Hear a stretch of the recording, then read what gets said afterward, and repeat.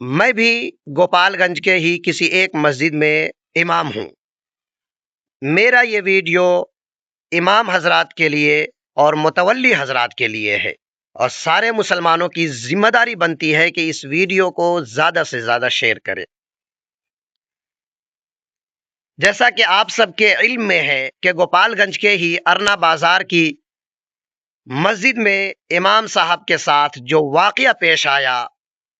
وہ بہت ہی تکلیف دہ ہے۔ میں بھی وہاں گیا تھا اور قریب سے دیکھا تو پھر کیا بتاؤں آپ کو، حالت ایسی تھی جو دیکھنے لائق نہیں تھی۔ اب جب کہ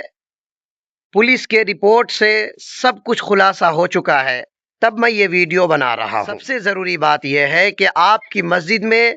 خوبصورت ٹائلز لگے یا نہ لگے، آپ کی مسجد میں خوبصورت ماربل لگے یا نہ لگے، اس سے پہلے حالات کو مد نظر رکھتے ہوئے ضروری یہ ہو گیا سب سے پہلے آپ مسجد میں سی سی ٹی وی کیمرے کا انتظام کریں، اور امام بھی ویسی مسجد میں امامت نہ کرے جہاں سی سی ٹی وی کیمرے کا انتظام نہیں ہے۔ آپ پہلے بولے کہ آپ سی سی ٹی وی کیمرہ لگوائیے، تب جا کر کے ہم آپ کی مسجد میں امامت کریں گے، اور مسجد کو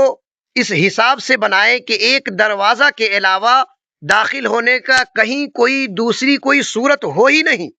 اس حساب سے مسجد کو بنائے، کیونکہ سیفٹی سب سے زیادہ ضروری ہے،